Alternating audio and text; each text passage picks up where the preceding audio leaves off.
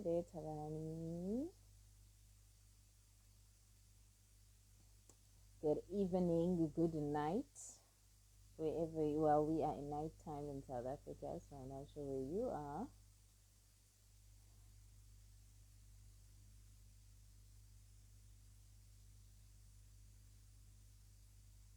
Just wait for me to come on.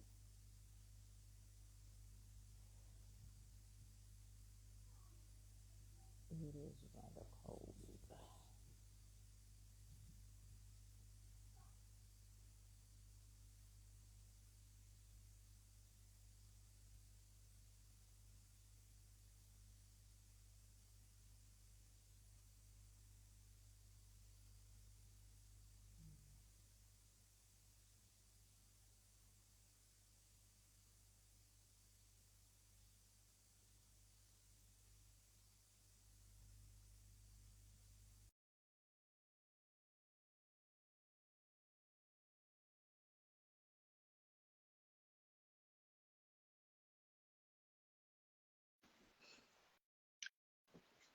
Hello, hello.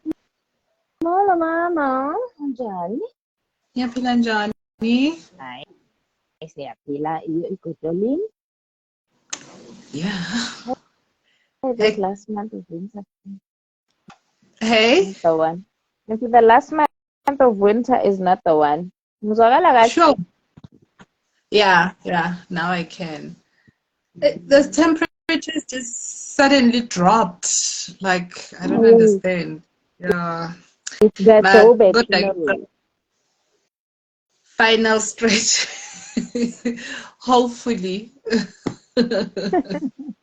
Yeah, hopefully it's the final stretch. We'll just have Yeah. winter last long enough. After here, we are looking forward to spring. Finally. Better start preparing them summer parties.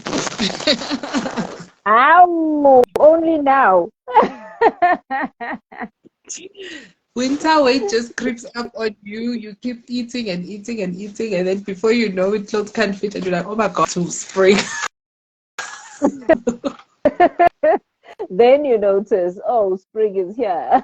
Yeah, when the clothes don't fit anymore, you're like, "Oh, okay." Well, I guess summer bodies are made in winter is not for everyone then. No shame. I've been a victim, I must say. But hey, Better we, like we are meant to next go year. away. Hi, Togo. Hi, Ngalinda. Yeah. Thank you so much for joining us. So we're gonna jump right in because we've gotten a bit. Uh, yeah, it's like 10 minutes already. So it's Eziko's fourth episode. Yay!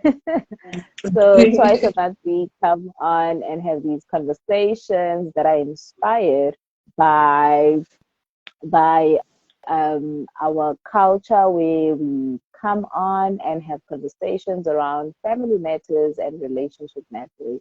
It's kind of what used to happen back in the day when we were growing up, like around after supper time, after the house has been cleaned, we'd sit around the fire and everybody would just talk about whatever was on their mind. And so this is us coming to talk about whatever is on the minds of the people who reach out to us on the side, or even what is on our mind. And for those of you who are joining us for the very, very first time, I am Coach Lundi on the social media streets, and I am a relationship coach for high achievers who want to close the gap between love and success. So they've decided, you know what, I recognize I'm single, but it's not my choice to be single.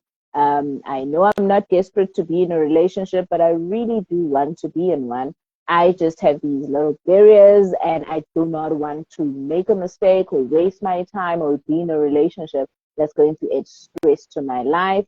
We're looking to have a valuable relationship that's going to add value into your life, that's going to make your life more fulfilling. Those are the person that I spend my days serving through relationship coaching and couples as well who've hit a brick wall in their relationship goals, in the progress of their relationships. They're like, we don't know what's going on now. We have been making plans, we've been taking action, but we just cannot seem to be moving forward. So that's who I show up for all day, every day in my work capacity. And I'm joined every week. We doing a collaboration because two is better than one all the time. Yes, we've now become friends. Our relationship started work-wise. Now we've become friends, and she is Coach Nunu. Please do tell us about you and who you work with. Thank you, thank you. Welcome to everybody that's joining us tonight, especially for the ones that are joining us for the first time. My name is Coach Nunu, and I am a family coach. So, as the title says, I deal with people that have issues emanating from their upbringing, from the families in which they grew up in. I help people who say that, you know what, in my adult life, I realized that my upbringing and the dynamics in my family are having a negative impact. I don't like how it's affecting my character. People have been complaining about the same thing about me over and over again everywhere I go. I don't like how it's impacting my money, my relationship with my finances, my relationship with love and intimate relationships. And lastly, I don't like how it's affecting the way that I parent my children. I don't want to repeat the wrongs that were done to me or my siblings while I was growing up. So those are the people mainly that I deal with. I deal with both adults and children starting from the ages of 10. The reason I deal with children is because you find that you have adults or parents who say that I have a child. I don't understand what is going on with my child. I don't understand my child. They are different. They seem to be maybe gifted, or they are too intelligent, or they are presented, they are labeled a problem child, maybe in social settings or at school. Can you please help me out there? So what I do is I work with the child in conjunction with the parents, just so that we create a bridge of understanding and getting them to know each other better and creating that platform of understanding. So that is just me in a nutshell. And how we link up with Coach Londi is that the people who are experiencing issues in their intimate relationships, more often than not, you find that the base, the root of it all started in the home. So this is where we come together to share ideas, to just spot the stuff that is blind to us, the blind spot that we keep missing in how we relate with each other, and hence the birth of this platform called Eziko. So that is me. Yay! Thank you for doing this with me. And yeah, so let's jump into today's conversation topic. A very interesting one, as always. One of my favorites, if I'm being honest, I really love conversing about this topic in particular because it's Yeah. something that majority of my clients who I work with one-on-one step into coaching asking. And it's a common concern because today we're talking about uncovering or discovering the purpose or the reason behind your relationship state or your relationship status. So we deep diving into purpose of relationship. I know we spoke a lot about relationship purpose. Every time that we come on, it always comes up.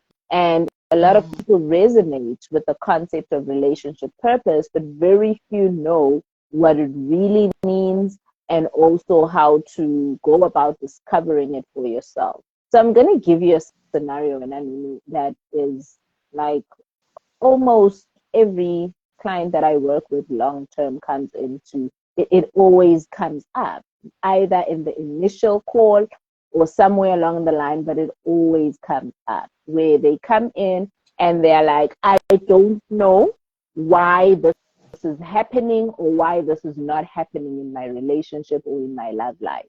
I think that there's something wrong with me because I'm doing all the right things. I've been to XYZ coaching, done ABC type of work, did my shadow work, did my inner work. I am very woke. I am the most woke person I know because I'm devoted to personal development.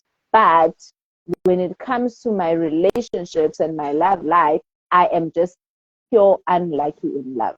So I don't understand because I'm doing all the right things. I invest in myself and I invest in my overall well-being. What is happening? Why is it not happening to me? So that's something that always comes up. People have been in therapy for years. People have Yeah. been on and off of different types of medication trying to calm down this anxiety that is brought on by what they perceive as a poor quality of life because of the direct implications of their love life. And so it's something that always comes up that I would like to get your perspective on first. Like, what comes to mind for you? So I think that when you have been on that type of a journey that is filled with disappointment, that is filled with rejection in relationships, it is time to step back and just put that mirror in front of you and ask, okay, what are the common threads in all of those relationships? Because I can assure you that there are a lot of things that are common in all of the relationships that you have experienced, right? And then ask yourself, okay, why is it that I keep getting the same or even similar experience? What is it that I keep looking for that I'm not getting? Or we also tend to overestimate the value of some relationships, maybe, or underestimate. It depends, right? But I think the minute you start looking for the patterns, first look for what is it that you keep getting. Are you getting disappointment? Are you getting rejection? Are you getting, all of those things, whatever it is? And then ask yourself, okay, why am I getting disappointed? What is it that I keep looking for that I keep not finding in those relationships? Am I overestimating those relationships? So what overestimating is, it's what other people would call romanticizing, right? So you take what you have and you just blow it up times 10 into this fantasy that lives in your head, whereas it's not like that. So you've got a somebody in your life, and because you kept on dreaming of my ideal person would do ABC, you sort of like impose those desires onto that person when the reality is they don't do that, right? So, and then take it back to where's the gap? Because there is a gap between what you want, what you do, and what you keep getting. And somewhere in that void, you will find the purpose for you and for the relationships themselves. Because if it's not the same kind of people, it is the same kind of relationships that you keep attracting. And in there lies purpose. So I'll make you a quick example, right? People sometimes meet people who have had similar experiences in life. So let's say you both were hurt by your exes and then you come together and oh my gosh, it just sounds like you were living my life and vice versa, right? What is the purpose? The purpose is to heal. Heal. You're not supposed to stay in that, and that is, well, I am sure we'll get into that much later. But the purpose is to heal. That's what you attracting, and that is what the purpose of that relationship will be. And once that has been achieved, one of two things can happen. Either you guys can now move on to the next level of the relationship, or you part ways, because some people just don't know how to then move from where they started the connection from. So yeah, I think that's a long-winded way of trying to explain this whole purpose thing. You know, you find your own individual purpose by looking for the stuff that you keep missing, or you discover what that relationship you are in is meant to be doing for you in that particular time. So yeah. Mm, mm. And it's very interesting. One of the things that really I find helps a lot as well when we're having this conversation, and it's something that inspired me to say, okay, let's talk about this now. Was when you mentioned, I know one of your videos where I saw you saying that relationship, rather marriage, is a calling, and that is something sometimes we are not very confident to talk about and to Yeah. address, Yes. um, because we are moving away from the stigma and this thing of viewing relationships as an accomplishment, which is a whole conversation for another day. But when we really are wanting to deep dive and gain the clarity that we need in order to recognize relationship purpose and have it serve us in the way that it's meant to be. For me, when helping people deal with this conundrum of purpose and relationship, when everybody thinks that I'm coming in here for my joy, me, I'm coming in here to eat my happiness, and hey, I tell a lot of happiness, I tell a lot of joy in this thing. for for a very long time, it's uncomfortable. For a Yeah. very long time, it's frustrating, it's infuriating, it's painful. It's all things except the happiness that you came here to eat, you know. Yes. And so Yeah. I think that the most important thing is to just maybe from the offset understand that the relationship in general, all of it has the same purpose for all of us. The purpose is the same. The purpose is the same in the sense that we are all going to grow, we are all going to get enlightenment, we are all going to evolve from our relationships. We're all going to self-express through our relationships, and we're all going to self-experience in our relationships. We are going to gain consciousness of ourselves, of life. It's like the place we come to wake up, have a Yeah. wake up call. Yeah. It's the place we come. Yeah, it's the place we come to see what we know, what we don't know. That's just what happens for everyone across the board. Yeah. Nobody is exempted from that. Nobody is immune to that aspect of relationship where it's all about the growth, it's all about the enlightenment, it's all about the self-expression, self-experience, and then sharing of self with another person. So the purpose of relationship is the same for everyone. However, what I find where the hang up is what you were speaking about when you mentioning the patterns, of an acknowledgement of the similarities in experiences and relationship, is then where it comes to with what you were speaking of, personal purpose, which to help people differentiate between the two. I always say look Yeah. at it as the reasons, okay? Because relationship purpose is relationship purpose for everyone. But Yeah. you need to understand the reason, the why it is happening to you. And especially for people who've been doing a lot of personal development work, people who've been doing a lot of self-care in terms of taking care of your psychological well-being and your mental health. If you really want to get down to it, is don't do personal development for the purpose of for the sake of doing it because it's there. You know, your relationship experience, the state and the status of your relationship will guide you into what type of work needs your focus here and now. Because as human beings, we are complex and we have a lot. There's generational stuff, there's self inflicted stuff, there's just predetermined stuff because of, hey, I'm a woman and I'm black and I live in South Africa. There's those type of things that that already exist for all of us.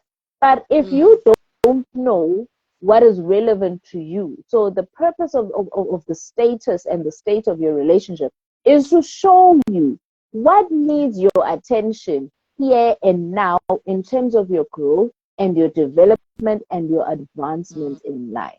Like, I think that's the simplest way I can put it. And then it is doing what you were saying, that now you check what are the patterns, because that's going to give you an indication of what needs your attention or what's calling for your attention. Yeah. Like you said, it's your calling. Yeah. And the callings change, right? Depending on the seasons of life, where you're at, what's happening, and all of that. And I think also, just for us to understand that this conversation is not only limited to intimate romantic relationships, this also applies to parenting. This also applies to your familial relationships, right? I mean, anybody who is a parent can tell you just how different the stages are, right? From when your child is born to throughout the different milestones. I mean, you're a different parent when your child is 1 to when your child is 5 to when your child is 10 to when, there's things you went into parenting thinking that you will either do or won't do. But now that you are deep in it, you're finding that, oh my goodness, and it's challenging you. You had an idea of how your child, the type of children you are going to raise, and then you find that your child is like, I'm not that type. Sorry, mama. Sorry, daddy. And easy. Not this one, not apakum. And now you have a challenge with you. What do you say? What are you going to do? Because this is a child at the end of the day. So that is where, you have to now elevate. That is where you have to stop and lean back and say, okay, why am I having problems with this child resisting what I'm trying to teach them or what I'm trying to do with them or how I'm trying to mold them? And I mean, it takes a lot of work. So it is a calling in that sense, in that it will always call you to rise to something that you didn't anticipate most of the time. It'll challenge you to go into yourself, to check your beliefs around certain things, to check things that you set standards for yourself, for your children. This is how I want my family to be. And if that is not going according to plan, I mean, you are forced to sort of go back to the proverbial drawing board and start over, right? Working with what you have on hand. And isn't that what we also have with other relationships in our lives, with our parents, with our siblings, with our relatives, whoever it is, whatever the kind of relationship you have, you will find that very few people, it takes a long time and maturity for people, for example, to start accepting and making peace with the type of parents they have and the relationship that they have, where you get to a point where you say, you know what, if I had to pick mothers or fathers, hey, I wouldn't pick this guy off the line quickly like that, but hey, he is my daddy. What can I do? I just have to find ways of working with what I have. And much later, and like I say, with maturity, people then say, you know what? As imperfect as this relationship is, or this person is, I actually appreciate it for everything that it has taught me, for teaching me how to love, loving despite what would have made me happy, So, like you say, that is the nature of all relationships. It is not only limited to romantic relationships, if you think about it, as long as you are related to somebody or are in relation with somebody, you will always be dealing with those things.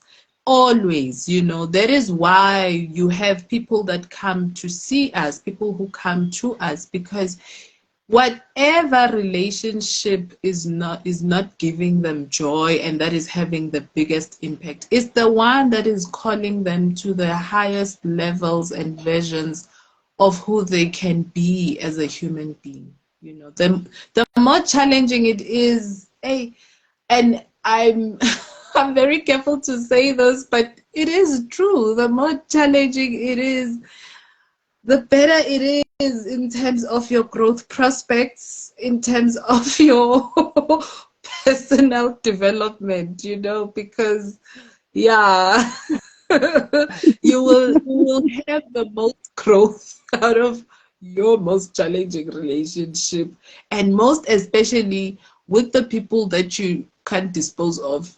You know, those people that you can cut off or throw away. That's where Yay! your The, growth the lies. ones that come back with every retrograde. Yeah, I'm that's a blast where from the your past. biggest growth lies.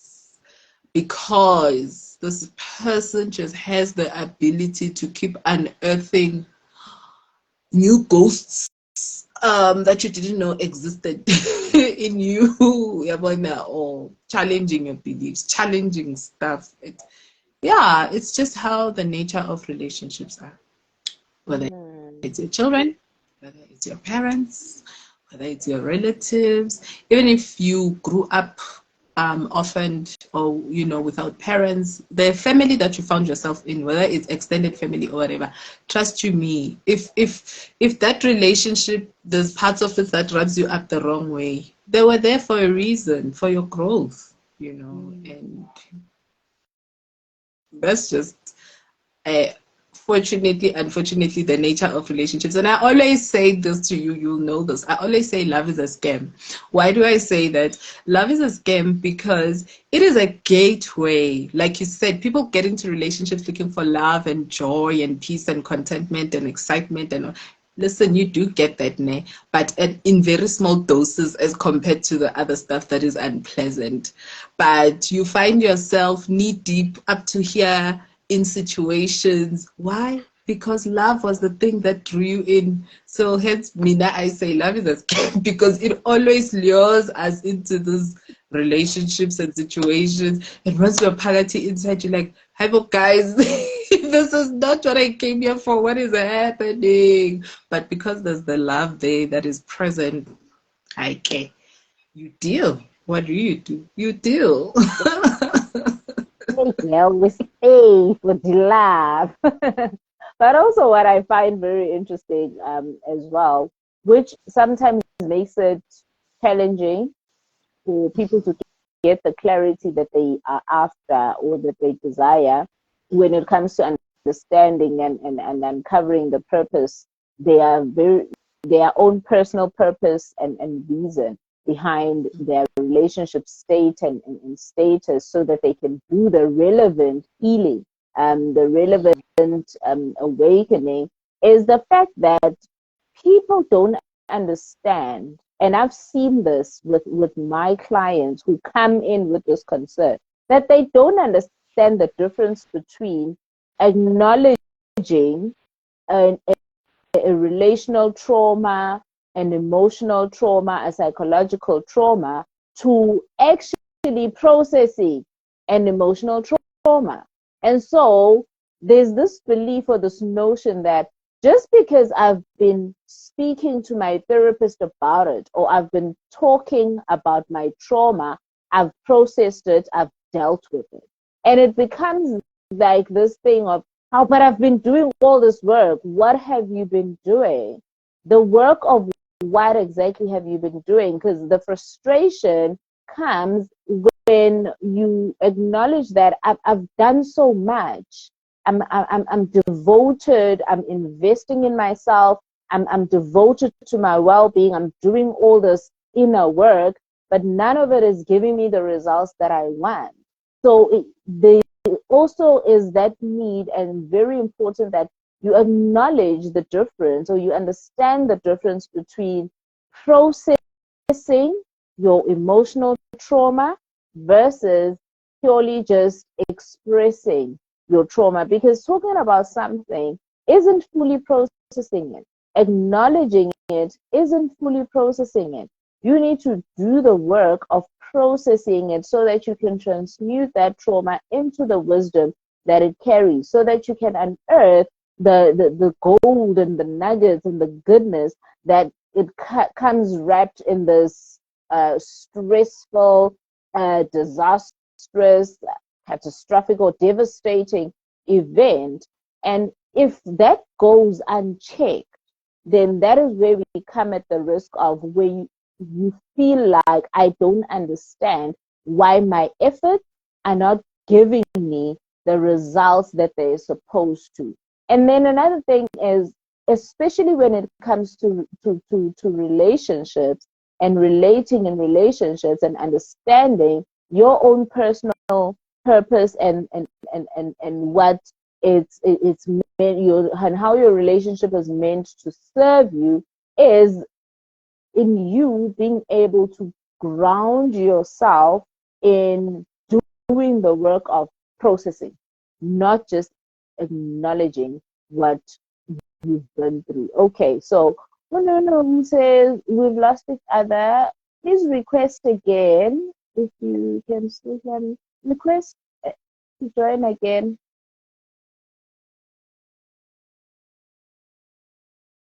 If you can, if you're still on. Yeah, because you're gone.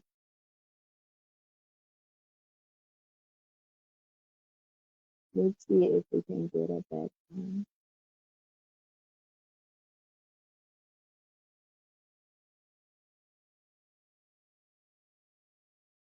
Are you even still on the line?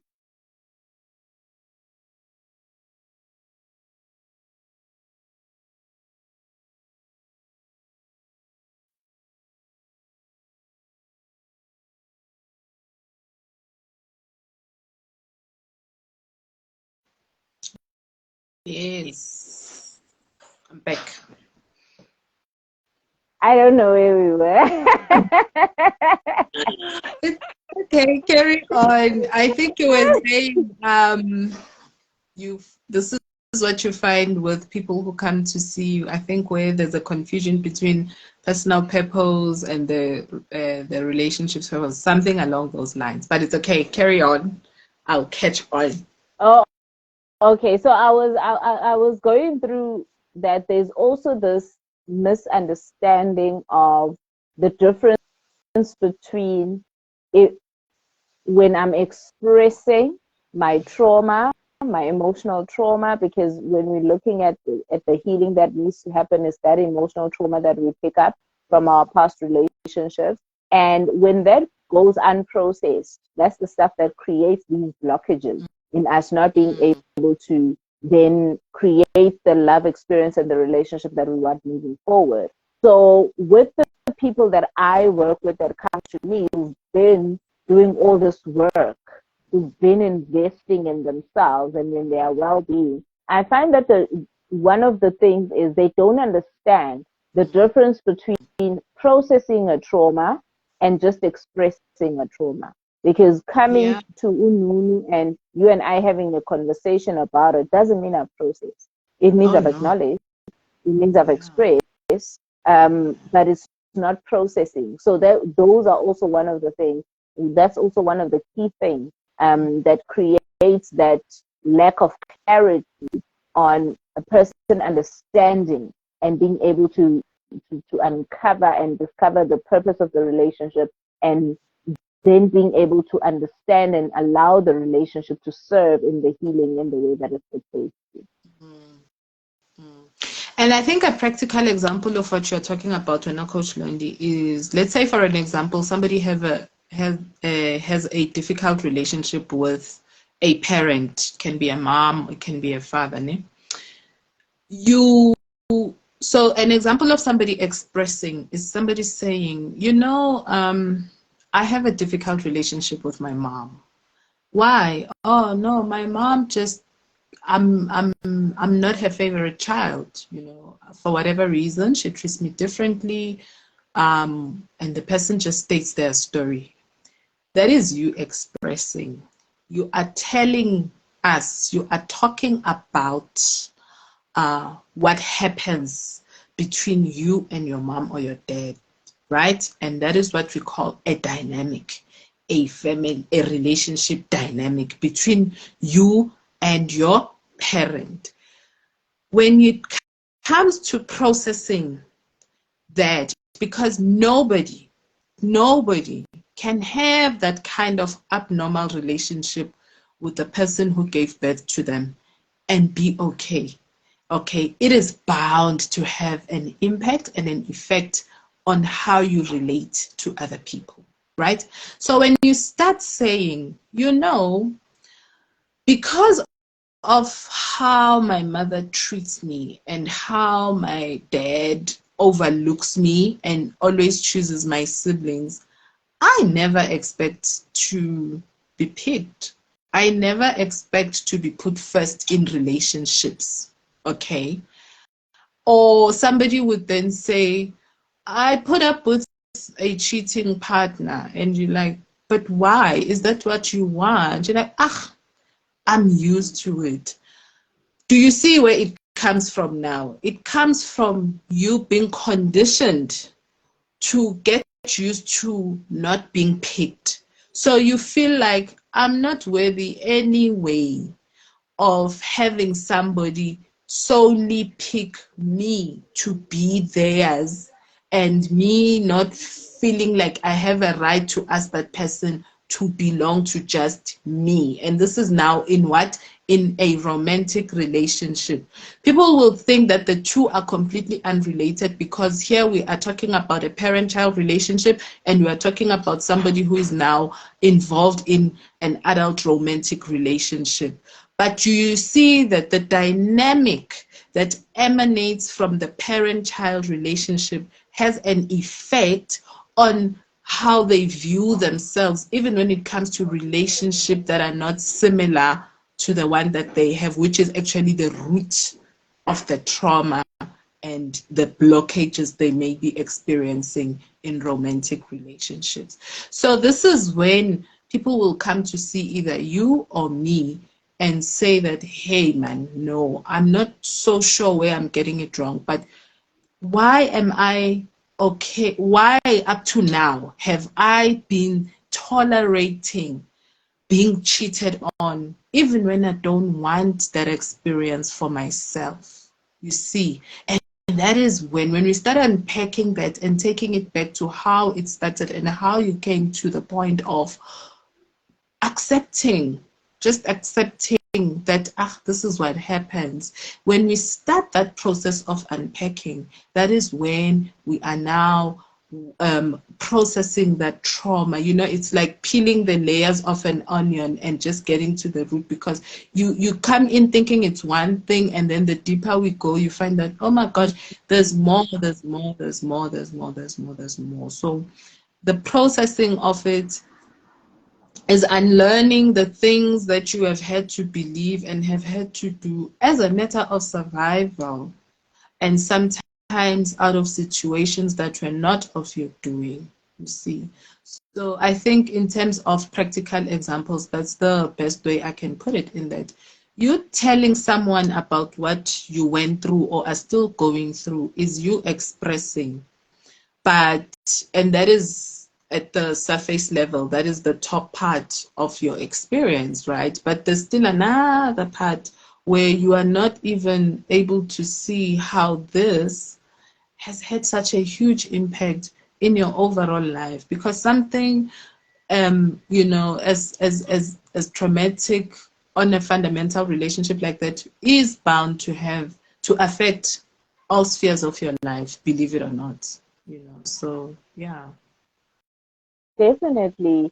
And really, if you really give yourself the permission to go through the uncomfortable and sometimes agonizing Oh yeah. experience of processing the trauma, at the root of it, we find that it's about overcoming some form of superficiality that we had Mm, to take on as a means of self-preservation, you yeah. know, um, because or some form of spiritual illiteracy as well, on our part, in the disconnect that we have to our authentic being.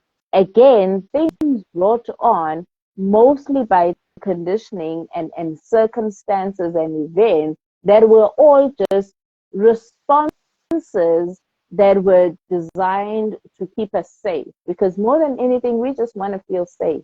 We just want to feel accepted. We want to feel we want to belong. And so we do all of these things in response to traumatic situations as an attempt to keep ourselves safe. And sometimes it's substituting who we really are by building these personas, and then we become superficial in that sense that I've built this persona. One of the problems when I know a lot of people come with when they really decide, okay, maybe it's time I get myself a coach. It would be a person when they say, like, I don't know. I know I'm beautiful.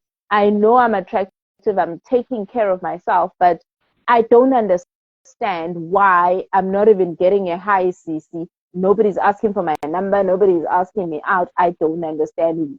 Is there something wrong with me? Yes. And this is to make a point around the superficiality and the spiritual illiteracy that we develop as an attempt to protect ourselves. When that happens, if you are in that position where you're not even getting tutors, it's because you are stuck. You have emotions that are stuck, and you are stuck in emotions that have built a layer around your aura. There's now this barrier around you that people cannot penetrate. You become unapproachable because you have this barrier around you that the stuck toxic emotions have created. And so you are not, when I'm saying it's spiritual superficiality, it means even your aura is not your own authentic thing. You just impenetrable. You're inaccessible because of the energy that is covering you. Yes, as far as calling it, how because of this darkness of the toxic emotions that are stuck within you, that have gone unprocessed. Yes, you keep beating the drum and going on and telling whoever is available to listen about your traumatic experiences. And I did that. For a very long time, telling anybody, and it's one of the stages of grief where you tell people about what the unfair stuff that happened to you. It's one of the stages of grief. But when you don't allow yourself to process the stuff by dealing with it, by acknowledging and questioning and seeing patterns and getting curious and wondering why, how, just expanding your mind around the event, around the circumstance, and acknowledging the difference, the what I wish it was instead of what it is. Change the story that you tell it, even if it means start talking about your wishes. Just don't beat the drum about what happened, because that is how you elevate, and that's how you grow this cloud of toxic emotional trauma. True. So I think, just so that people are aware, the expression also has a role to play. It also has a purpose, but it does have an expiry date. What do I mean?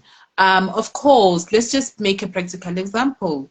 If you've just come out of a relationship, right, and which lately people will say a toxic relationship, it is natural for you to want to talk about what happened. So don't get us wrong. We're not saying do not talk about what happened. No, it's part of the healing process, actually. You do need to talk about it, because the more you talk about it, the more you connect the dots, the more things make sense to you that you probably didn't see while you were still in the relationship, right? But it does have an expiry date, because you cannot wear it as an identity. You cannot wear it as a badge of honor.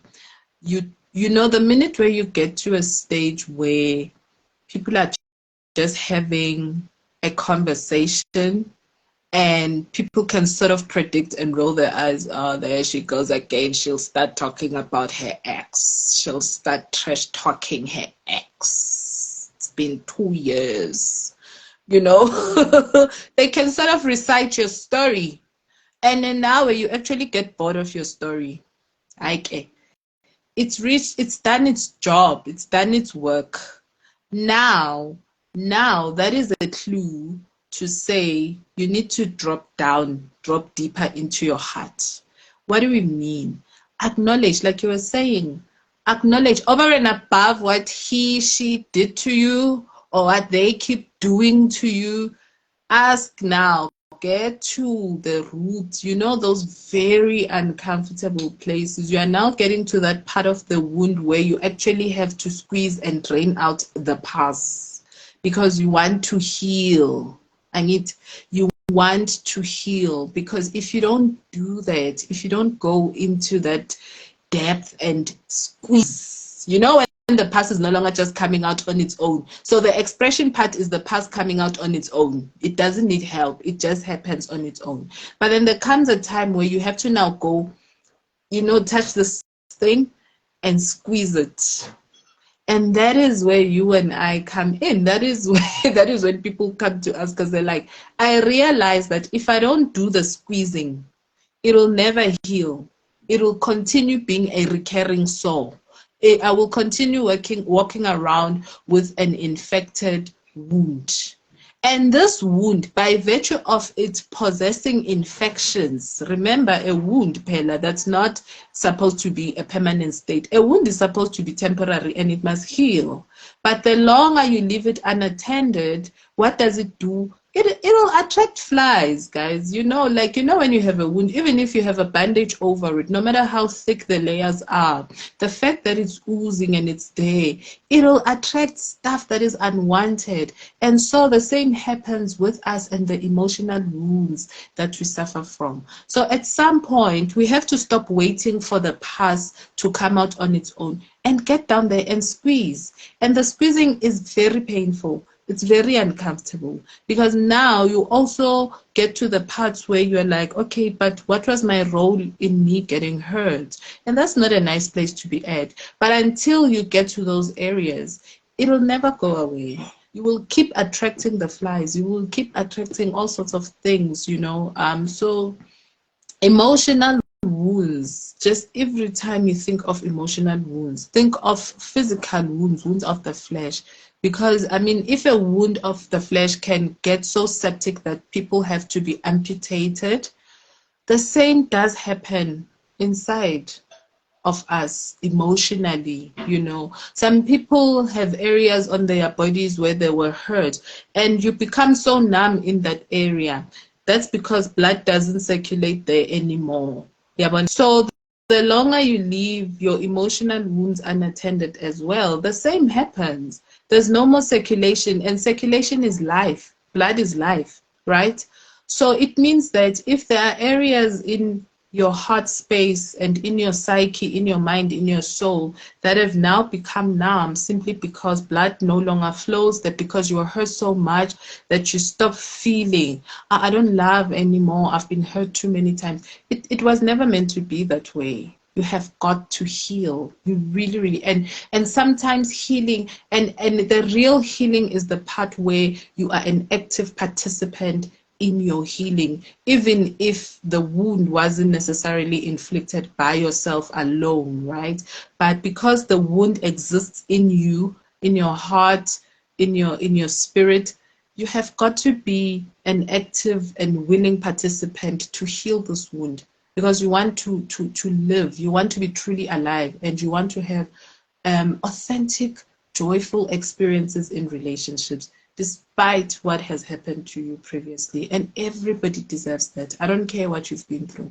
Everybody absolutely deserves that, you know. So the only type of healing that is real and that is necessary is the one where you become an active participant being willing to inflict a bit of pain to make sure that you are experiencing it for the last time and that you won't ever have to go through this again, so yeah.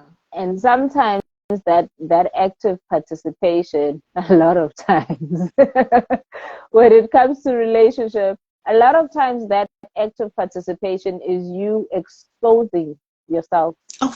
to that very triggering circumstance again in a very responsible way, because also there's a narrative that Oh.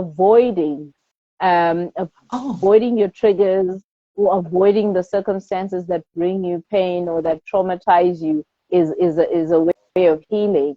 But especially with emotional trauma, the only way through is through.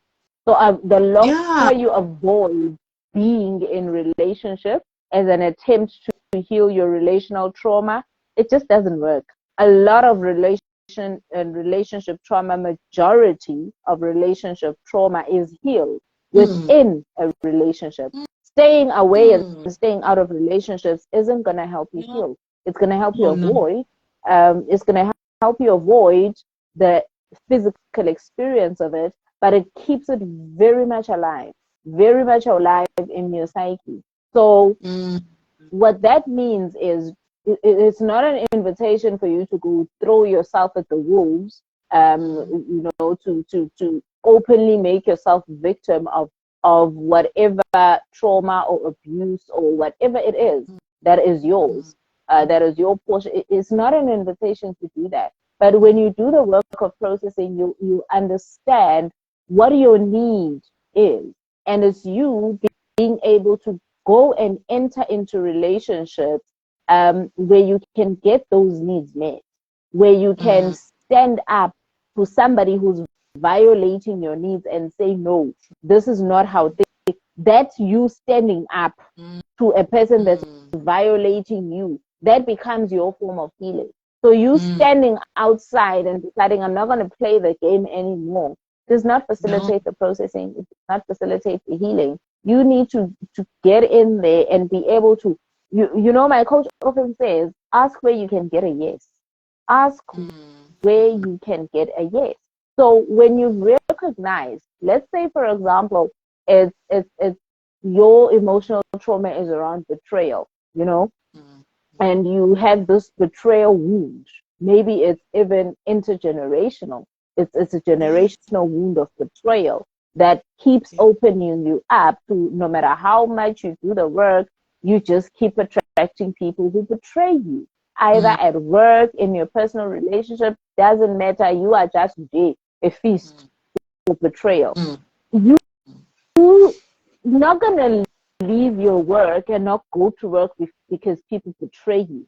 That's not gonna help you heal. You need to face the betrayal. You need to understand, how does the betrayal come?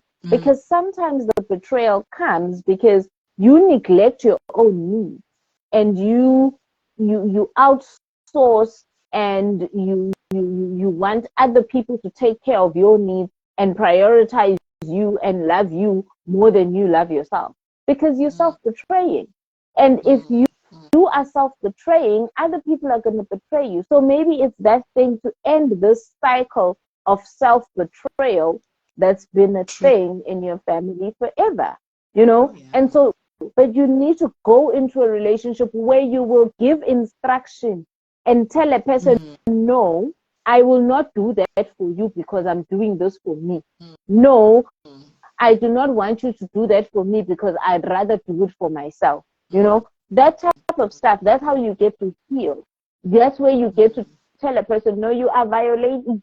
Learn to create boundaries, because betrayal comes as well when we don't have very clear boundaries. Now, Yes.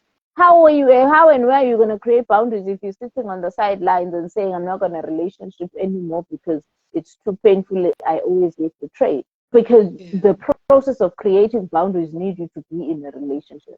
So that's the thing, that in the healing process, in the facing it, you are going to need to do it within a relationship. And make sure that it's not an irresponsible thing that you do, but you use this concept of ask where you can get a yes. okay, I may not be able to practice setting boundaries in a romantic relationship because it's too triggering. But because I take myself everywhere, and this aura of betrayal has now become my veil, I'm going to start setting boundaries with my friends, with my work colleagues. I remember there was a time where, for me, it was open communication. I never, one of my wounds around feeling safe in relationships was being able to communicate what I want, being able to communicate what I mean. I always had to go about things in a very roundabout way. And I'm a straight talker, but there were times where I felt unsafe to just speak freely. And to help myself with that, because I was seeing that it was starting to affect my marriage, my communication with my kids. Listen, at every stage of parenting, there are times when you just need to just let things out, without, without being shy, ashamed, or guilty about anything. So I needed to learn that. And what I was inspired to do is I used to practice with sales calls. You know how sales people call us? I used to be very direct about this is a yes for me, this is a no for me, don't call me again, call me at this time. Just to practice for myself because I knew that was safe. I don't know this person. They are the ones who called me. So I can set boundaries. That's where I learned to set boundaries because it was too much for me to do that with the people that I know, with the people in my life. But I did it so often, it became second nature. It started becoming easier for me to even do it with the people in my life. It was as simple as that. If I had not done that and completely avoided everything, like I looked forward to those sales calls because every time I put the phone down, I would say, Ish, I wish I was able to say this. Ish, why didn't I say that? And I would pick up my patterns. And then in the next call, I would make sure that I say that thing that I wished I had said to the previous caller. And that is how I did it. But it needs to be in the construct. It needs to be within some form of relationship if you want to heal relational trauma. You are not going to do it on your own, doing self-love, self-care, affirmations, and all of it. It just doesn't work. That is not sustainable. You need to just go do the work in the field. Yeah. So there's a time and place for everything, and there's a purpose to everything as well. So absolutely nothing wrong with taking time out and a bit of a break in between relationships. So this is for the singletons. Absolutely nothing wrong. Actually, even with your familial relationships, it's absolutely okay to take a break from your mom or your dad who you are having issues with. Ne? But the trick is using that break effectively. The break is for you to rest, to pull yourself towards yourself. But now, what follows then is for you to do your research, to sit down now and look, okay, what is really going on here? This is where you do your research. This is where you do your post-mortem of, okay, I thought that I'm in therapy. I thought that I'm in coaching. I'd be able to handle this situation better, but I still find myself being triggered, or I still find myself at the same losers or the same ladies who just want to chow my money and are not interested in me. This is for the guys. This is now after you have taken active steps to better yourself and to heal the relationship, but you keep finding yourself like you are in a loop, like you find yourself right where you started, right? That period where you take a time out, sit down, rest for a little bit, after you've done that, start doing the work. Start doing the work where you check, okay, what is really happening? Where you now do your research, where you see, okay, this is where I went wrong. This is what happens. This is what triggered me. This is what, rubbed me up the wrong way, whatever, whatever, whatever. But like everything else in life, again, I need to, even at school, there's the theoretic part of things, and then there's the practical part of things. You can only learn so much from the sidelines. You can only analyze and assess, like you were saying, Coach Londi Uguti. At some point, you're just going to have to go there and test really if your theory is as good as you think it was.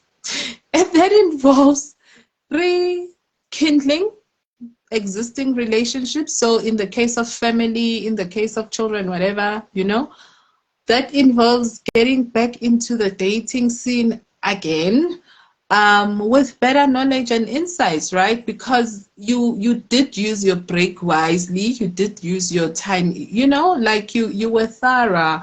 But like you say, some other things you only get them better as you start applying them and doing them and being active while doing them. There are some cooking recipes that while you're still reading them, they don't make that much sense. But once you start getting into it, it's like, oh, okay, I get it. I see what so it's the same with life. Your state on your relationship status informs you of where you need to improve, what you need to be working on. And so once you have collected that information, you're also going to have to accept Uguti. You will have to go and apply it, right? Practically. Now with experience, you know a few things now, stuff, what not to look for, what to do, how to put up boundaries. You being able to spot red flags from far away, you being able to spot yourself as a red flag sometimes, because in actual fact we are always red flags, night, which is why you will attract other red flags. So identifying where you are or have been a red flag and turning those reds into greens, so that the experience becomes better. So yeah, I think Mina, people, we just need to understand, Uguti, there's a purpose for everything and there's a time and place for everything. So when we say that you can't stay on a perpetual break, there is value and there is purpose in taking a break, in between relationships, but use it wisely. Don't just sit and then expect to go to when you get up. That whole adage of time heals all wounds. It depends what you do with the time, because some people say that it's been 10 years since my mother died. It still hurts the way it did back then. And then somebody in their second year says, I still miss my mom. I wish she was here, but I'm better. So do you see now, Uguti? There's got to be something in there. Nobody is denying the fact that losing a mother is something that will forever affect you, right? However, what you do with the passage of time and how you choose to deal with the situation, because some of us remain frozen in time, and this is what we need to be very careful of. Just because you keep waking up day after day and the days on the calendar keep changing, sometimes a lot of us left huge chunks of ourselves on certain days with certain experiences. You have got to then check if that is what is happening in your life, where a single event defines your entire life. That is not how things are supposed to be. If this is you, there was something that was very defining, that was very traumatic, and rightly so, you have every right to feel hurt by it. But you cannot opt out of life. You have got to then actively go back and fetch that piece of yourself that you left back in time. Okay. Because even with water that doesn't move, it becomes, it rots, it starts to stink and all sorts of, and the same happens with us. So yes, hurt, grief, trauma, whatever, but you have got to go and fetch yourself, fetch those pieces of yourselves that you left at a particular event, because literally what you're doing, even if it's with parents, even in the case of parents, so I work with people who come to me and family dynamic issues, my mom this, my dad this, this. at some point, you have got to go fetch yourself there. Snatch yourself out of your mother's hands. If your mom is toxic, if your dad is toxic, you cannot have your entire life being defined by a father who keeps rejecting you. You cannot have your entire life being defined by a mother. She's been doing it since you were 3 years old. You are now 38 years old. You are still reacting to it as if you are 5 years old. You now have the power. Go and fetch yourself there and say, Mother, you're no longer going to have this effect on me. You know? And you know what's going to happen. The minute you are willing to actively heal yourself and participate in your own healing, life will provide you people. Life doesn't operate in voids.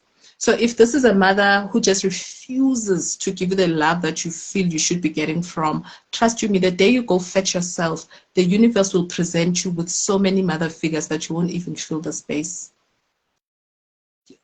Trust you me on this one. You will not. So whatever experience, the minute you say, you know what, it hurt losing that person. They died. We had plans. I didn't see this happening.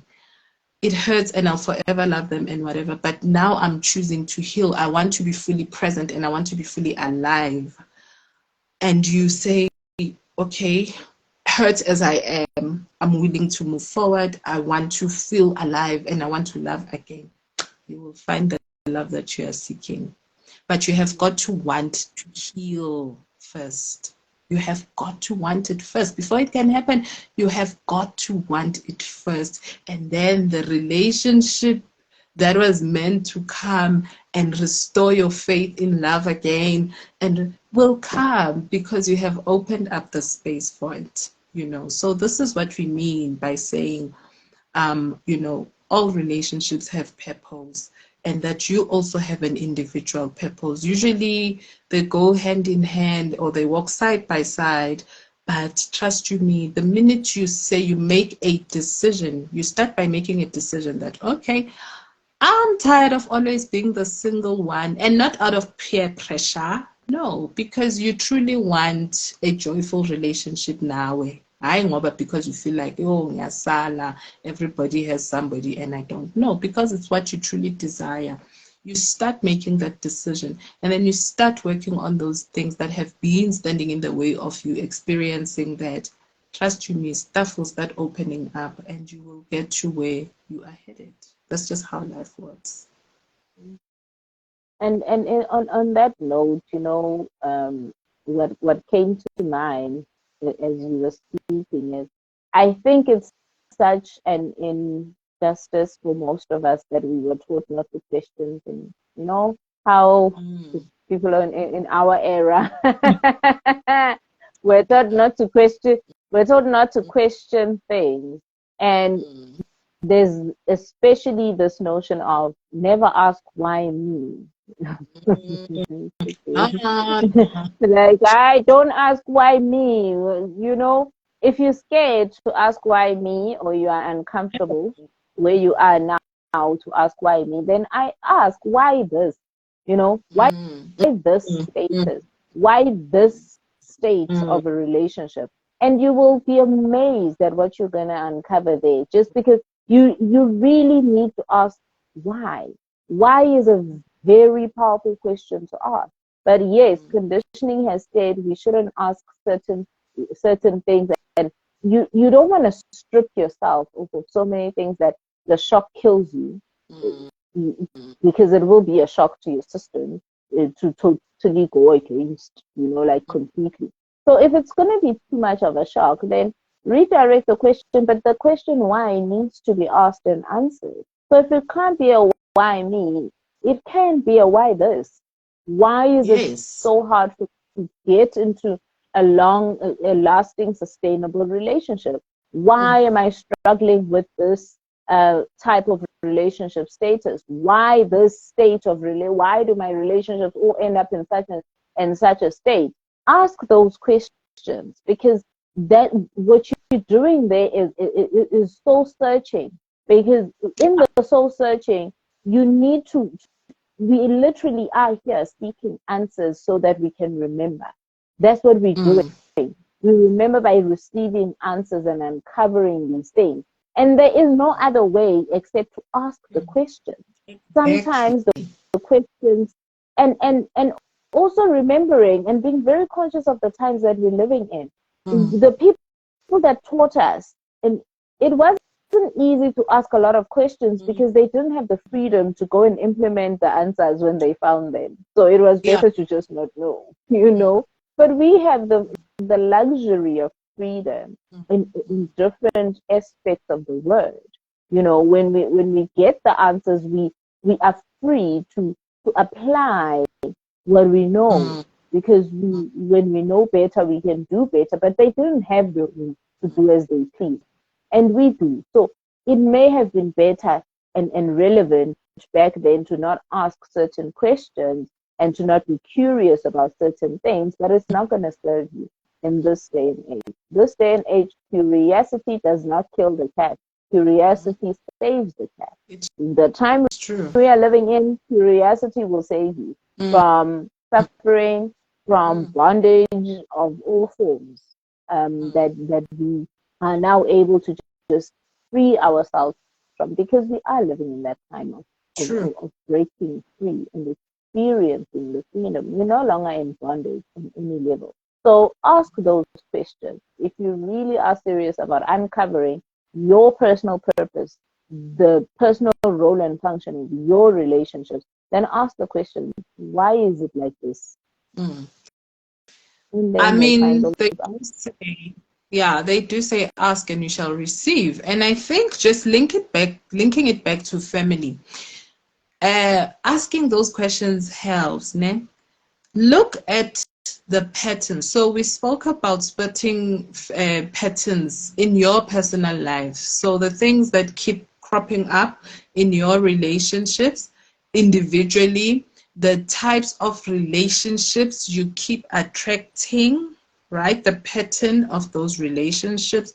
But also, we are now at an age where some of the things we are going through, where we sometimes thought they were just our stuff, our things, when you take a good look at your family, you find that normal, there is a pattern here.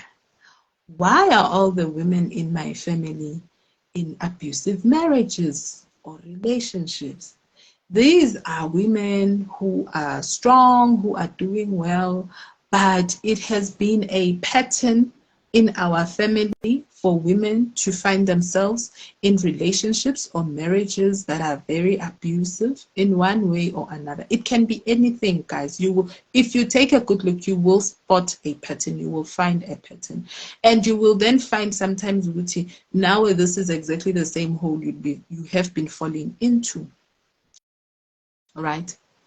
Now, what is the purpose? Because sometimes you will look for individual purpose in those relationships and you don't find them. But when you start questioning, why have I also been attracting partners that are somehow abusive towards me? And you see that my mother went through it, my aunts go through it, my grandmothers went through it, everybody went through it, every female in the family went through it. Maybe, just maybe, this thing is saying, hey, this thing must stop with you. Because the fact that it bothers you, somebody has got to come and break the cycle that has been taking place inside this family, where the women out there are strong in Bogotas. I get it, today is Women's Day. Your women are the ones, my babe, out there. They are the leaders. They are admired. They are loved. But inside their homes, they are victims to different forms of abuse. And then now you are this well achieved professional, you are respected in your professional space, but people don't know which when you get into relationships, you find people who take advantage of you, people who speak to you anyhow, sometimes people who even go as far as hitting you. Yeah, but why? Then if that is your experience, then over and above your personal experiences, this has also been an experience of the females in your family. This has also been an experience as a man, because men also go through this, where we have men. I mean, for example, I come from a family of males who are left by women. So the women will leave them with the children. The women just desert. They abandon, they leave. And this is why Mina, I'm the auntie that I am. Where did I get the training? Because my brothers, my nephews, my male relatives usually are left with the kids. Their women leave. It is a pattern that they need to look into and start questioning how it came about and how they can break it, you see. Because somebody has got to say, but why is this happening to all of us here? We are born. And unfortunately, it's pain that wakes us up to such situations. But put your pain to good use. Make it valuable. Don't let it be in vain. Don't go through something painful and not come out with some gems from it. You know, it's there for a purpose. Pain is very uncomfortable, but it's not there for the sake of being there. It's there to teach you something. It's there to awaken you to something. So question your pain. So the questions that you are asking, maybe have a conversation with your pain that has been in your life. Why are you here? What do you want me to know about you?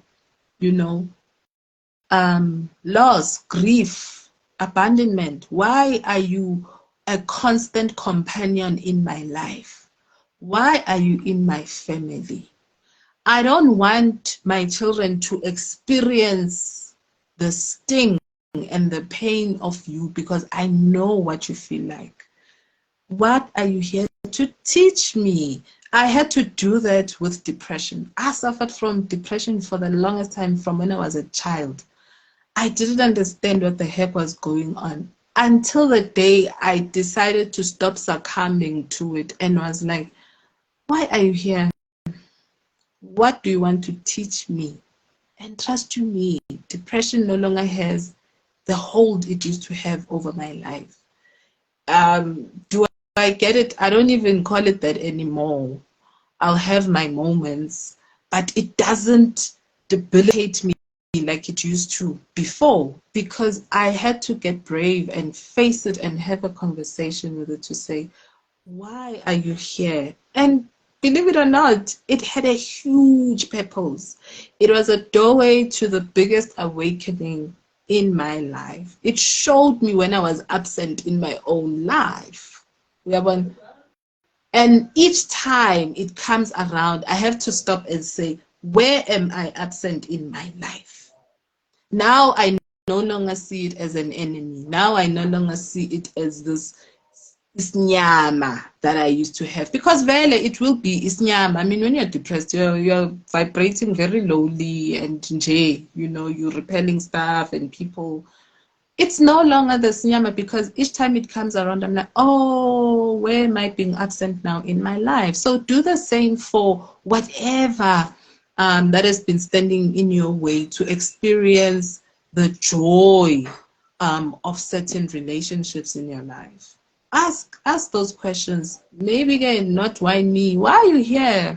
Rejection. Why are you here? Abandonment. Why are you here? Betrayal. It'll answer you back. It definitely will. Trust you me. Definitely, and just being careful of using personal development to try and bypass No. these things. You know, ew, guys, we see a lot. We see a lot. There is no earning um, outcomes. There's no earning the love that you want to have in your life. So when you are doing things so that you can get, you know, um, like let me give you a practical example. The people who come working with me, I've been doing therapy. I've been doing self-love work. I've been doing inner work. I've been doing inner child healing. They have a long list of all these things they've been doing. And it doesn't make sense why the doing hasn't produced the soulmate that they are Yeah. wanting. Because your doing is not going to produce anything. If you are wanting your relationship state or status to validate or reward you for something or earn you anything, then it's not going to work again because that is not you allowing purpose to prevail. That is you on your own agenda. So again, be very deliberate and very intentional when you are engaging or participating in uncovering the purpose of your relationship, that you don't then form a codependent relationship with your healing modality. When I'm speaking of a codependent relationship with healing modalities, and I'm saying healing modalities, I mean the stuff that we do when we say we are healing. It's our doing, the modalities that, whatever that is. So when you develop a codependent relationship with healing modalities, it becomes this thing where there's a reward and there's an action and reward, a reward and a benefit. I'm going to do this so that I can get this. I'm going to do this. It's a do to get. And in the sphere of love, in the sphere of authenticity, we don't do to get, because the laws work whether we do or don't do. Oxygen is going to come into your body whether you breathe deep or you do. I always say, think of it that way. The sun is going to come up whether you sleep or you don't sleep. The laws are going to be laws. They are going to function whether you participate or not. It's the same within our relationship. Things are going to happen whether we deliberately participate or we don't. So trying to do to get doesn't do anything. It does not. It doesn't do anything for us. But it is your attitude towards it. I often say to my clients, it's not what you do that matters more than how you feel about what you're doing. You're going to do stuff all day, every day. But how you feel and what you think and how you identify and how you perceive what you're doing is what determines what you're going to, the feeling that's going to come out at the end. Because really our lives are defined by feelings and emotions. We are saying everything we want. At the end of the day, we are after some or other form of emotion or feeling.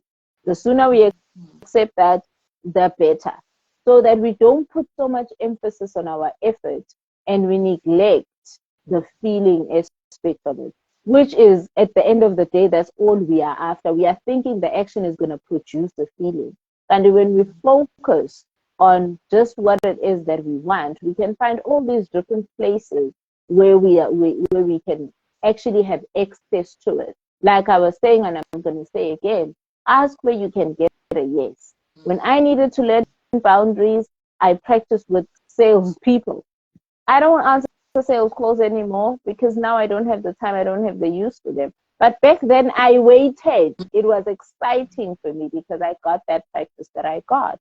So again, even with the doing aspect, because we love doing, just bear in mind that it's not your effort that's going to produce, more than your intention combined with your deliberate awareness and attention to what you are doing. That matters more than anything. Because if you're just gonna go blindly and do things for the sake of doing that, that's where we run this risk of saying things don't work, because we are just doing things because we have the ability and the power and the might to do there.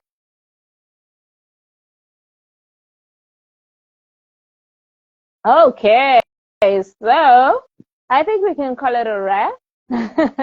It dropped off again. So if you have any questions, do send your requests, leave your comments at the bottom of this recording, and we do this again. Keep a week, then we come back. So if you want us to speak about a certain something that is your specific issue, then you can feel free to inbox and send us a message. Until next time, stay home wherever you are.